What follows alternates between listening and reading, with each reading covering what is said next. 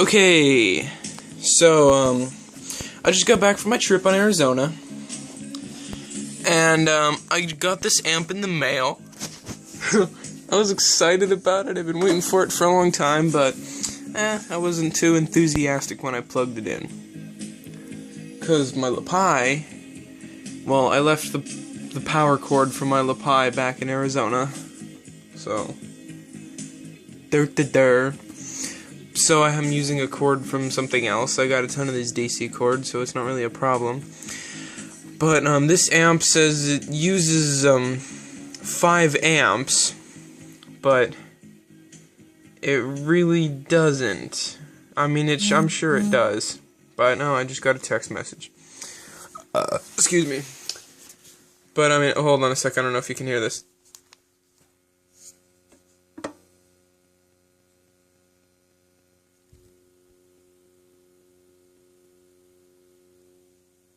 It's like a buzzing sound. Yeah, it's not too bad, but fuck, I don't know why I keep getting all the damn amps with the buzzing sound. I mean, seriously, the lapel is the only amp I've ever bought that does not make a fucking buzzing sound.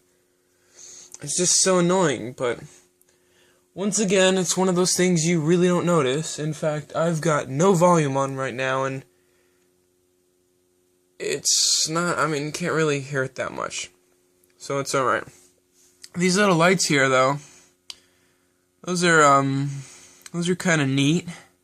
They're kind of cool and annoying at the same time. Like the lights on this amp over here.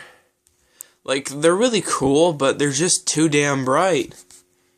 You know? I mean, I'd turn off this light, but the switch is connected, so it'd turn off the thing. But back to what I was saying before. This cord I'm using is a 12-volt cord. Now, the voltage is important. You absolutely have to get the voltage right. If the voltage is too little, the box could heat up and start a fire, because this thing's asking for more for that than it's willing to offer.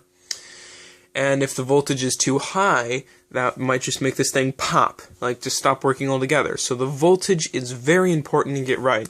The amps, however, fuck, it really, I mean, it apparently does not matter. Because I've heard people say that this is a 5 amp, well, this is a 5 amp power amplifier. And they said 2 amp works just fine. And I'm using a 0.7 amp. It's not even an amp. It's not even 1 amp, and still this thing's incredibly freaking loud. I mean, you know, let me think of something to put on here.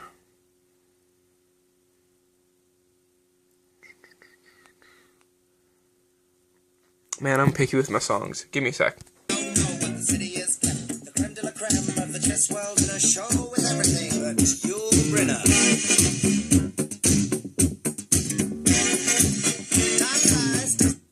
So, with 0.7 amps, it can still get pretty loud. Although, I'm gonna tell you this right now, I'm probably pushing it with 0.7 amps, because you can kinda hear the distortion. You know what I mean? Whenever that bass hits, there's a small amount of distortion. And now, I mean, that could be the amp, I don't know, but it needs 5 amps, and I'm only giving it 0.7. It's not getting a full amp, and it needs 5. So, that's like you trying to run a mile after donating 3 pints of blood. You know, you're gonna be struggling there.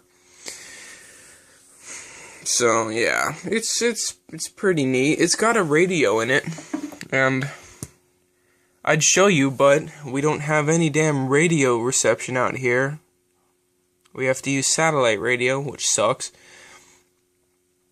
But I might be able to find a station. Let's see. Performing the song Wicked Waters from himself.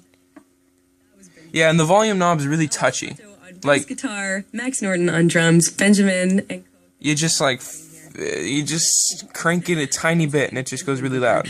His debut It's very self-titled sensitive. record is out now. We'll post a link to tour dates and more info on our website. That's cbc.ca. It's got a little antenna. Benjamin joined me here in Studio Q. Don't be fooled by the When Q picture on continues, Amazon. It's not that big of an Thomas, antenna, but you her know, book, it doesn't need to be. Confessions of a Sociopath is a remarkable memoir about what it's like to live with sociopathy. It brings a new and dramatic understanding to a culture that uses the term with great Yeah, okay. coming up. 0.7 amps on half volume. This is like hurting my And you can ears. check out the blog at cbc.ca/Q.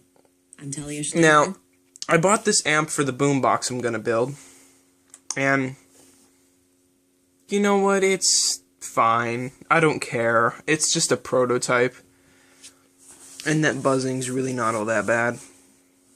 So, yeah. And it's also got a USB on it. Right there, as you can see. It's got that USB, so you, I don't know if you can use that with use your iPod like that. You might be able to. I'll do a demonstration of that and see if you can do that.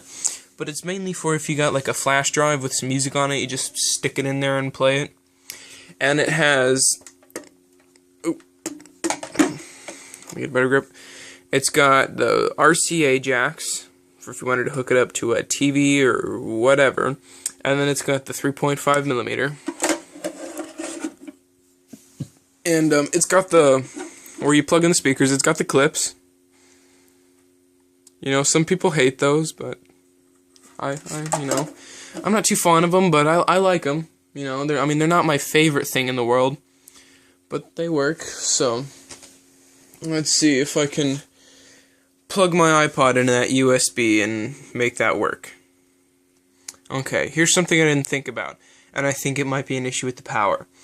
I plugged in my iPod, and then everything just had a stroke.